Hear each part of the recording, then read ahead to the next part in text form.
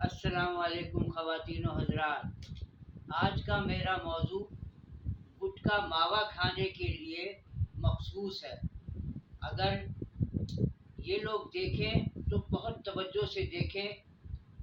मैं अपने 2 केसेस का इसमें ज़िक्र करूँगा जो गुटखा मावा खाते थे, और एक को तो मुंह का कार्सिनोमा था और एक को डाउन था, उसके कुछ टेस्ट हुए भी नहीं थे। वो मैं आपसे डिस्कस करता हूँ। एक मरीज़ था, सराइकी मज़दूर आदमी था। वो मेरे पास आया, उसकी वाइफ लेकर आई थी। मुझे कहने लगी कि इसके मुंह में बहुत ज़ख्म है और बहुत तकलीफ़ होती है और मैं बहुत अरसे से इलाज करा रही हूँ और ये ठीक नहीं हो रहा। तो मैंने कहा, बीबी, जब आप इतना इलाज करा चुकी हो, ठीक नहीं हो रहा, तो मैं क्या करूँगा? मैं इसके कुछ टेस्ट लिखता हूँ, आप ये करा के ले आओ लेबॉर्ट्री से, तो मैं फिर इसको दवा दे दूँगा अगर मेरी समझ में आया। तो कहने लगी, हम तो बहुत गरीब हैं, हमें आपके पास किसी ने भेजा है, उम्मीद से आए हैं। तो मैंने फिर उस मरीज़ को देखा, बहुत तवज्जो से देखा। मैंने उसका मुँह खुलवाया। जैसे उसने मुँह खोला, उसके मुँह में बहुत बदबू आ रही थी और होंठ के नीचे की तरफ उसके ज़ख्म था, उससे ब्लीडिंग हो रही थी।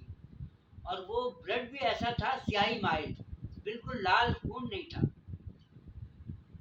तो वाक़ई बड़ी परेशानी वाली बात थी मेरे लिए।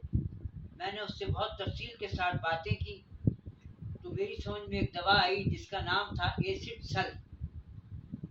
वो मैंने उसको बना के 6 पावर में दी और मैंने उससे कहा, भाई ये 15 दिन खाओ और ये सुबह शाम खाया करो। 5 कतरे सुबह और 5 शाम को खा लिया करो और 15 दिन के बाद मुझे बताना। वो चला गया और मेरे पास आया 1.5 महीने के बाद। मैंने उससे कहा कि भाई, तुम तो 15 दिन की दवा लेके गए थे और तुम 1.5 महीना हो गया तुम आए हो आज। कहने लगा, डॉक्टर साहब, मेरी तो तबीयत ठीक हो गई थी और मैं तो मजदूरी पे चला गया था। आज 2 दिन से मेरी तबीयत दोबारा ख़राब हुई है, मेरे मुंह में बहुत जलन हो रही है, तो मैं दोबारा इसलिए आपके पास आया हूँ, नहीं तो मैं तो समझ रहा था मैं ठीक हो गया हूँ।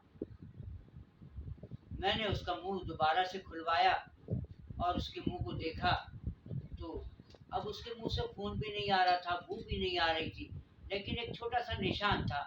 वो कह रहा था उसमें बहुत ज़्यादा जलन है, उसका मुंह बहुत खुश्क होता है। तो मैंने कहा, चलो मैं तुम्हें थोड़ी सी और दवा देता हूँ, लेकिन भाई टाइम पे आना, दोबारा बताना। तो मैंने उसे एक और दवा दी जिसका नाम था आर्सेनिक एल्बम। वो लेके चला गया वो, और यकीन जानिए मेरे पास दोबारा आया ही नहीं। मेरी कई महीने के बाद उससे मुलाकात हुई बाजार में। मैं सब्जी सौदे के लिए बाजार गया, तो वो वहाँ मिल गया। मैंने कहा, भाई तुम कहाँ चले गए, कैसे हो तुम? कहने लगा, डॉक्टर साहब, मैं ठीक हो गया हूँ और मैं तो अपना काम कर रहा हूँ, बस मजदूर आदमी हूँ, गरीब आदमी हूँ, काम में लग गया हूँ। तो शुक्र है अल्लाह का, बड़ी दुआएं देने लग गया। दूसरा केस मैं आपके सामने रखता हूँ। एक बुजुर्ग मेरे मोहल्ले में ही रहते हैं, मेरे किराएदार राना सगीर साहब हैं। वो मेरे पास लेके आ गए कि ये चाचा हैं और इनको मुंह में बहुत तकलीफ रहती है, इनको देख लो, ये तो बड़े बड़े अस्पतालों से दवाइयाँ ला रहे हैं, ठीक नहीं हो रहे। तो वो अपनी रिपोर्टें लेके आए थे सारी, उनको कार्सिनोमा था। तो मैंने उनसे कहा कि भाई कौन कौन सी दवाइयाँ खाई हैं आपने? तो उन्होंने पूरा थैला दिखाया, एलोपैथिक की दवाइयाँ थी। तो मैंने उनको देखा, उनसे कहा, ये दवाई तो आपने बहुत खाई है, इससे कुछ फर्क पड़ा? कहने लगे, बस जब तक खाता रहता हूँ थोड़ी सोजिश कम होती है, फिर शुरू हो जाती है। तो मैंने उनको जो दवा दी वो अभी थोड़ी देर पहले बता चुका हूँ, पहले पेशेंट को भी दी थी, आर्सेनिकम एल्बम। वो डायबिटिक पेशेंट भी थे। उनका जब मैंने मुंह खुलवाया तो उनके मुंह में एक काला सा धब्बा था, नीला, कोई जख्म नहीं था, सिर्फ एक नीला धब्बा था पड़ा हुआ, और उसमें उनको बर्निंग होती थी और सोजिश होती थी हल्की हल्की। बहुत ज़्यादा तकलीफ नहीं थी, हल्की हल्की सोजिश थी और बर्निंग थी। मैंने उनको वही आर्सेनिकम एल्बम दवाई उनको दे दी वो लेकर चले गए और ठीक अपने टाइम जब उनकी दवा ख़त्म हुई तो मेरे पास आए, कहने लगे डॉक्टर साहब मैं बहुत अच्छा हूँ, मैं पंजाब जा रहा हूँ और आप मुझे वही दवा बना के दे दें। मैंने उसको वो दवा बना के दे दी, चले गए पंजाब। वो दवाई उन्होंने 3 महीने तक खाई। आज भी मेरे पड़ोस में करीबी रहते हैं, माशाल्लाह सेहतमंद है।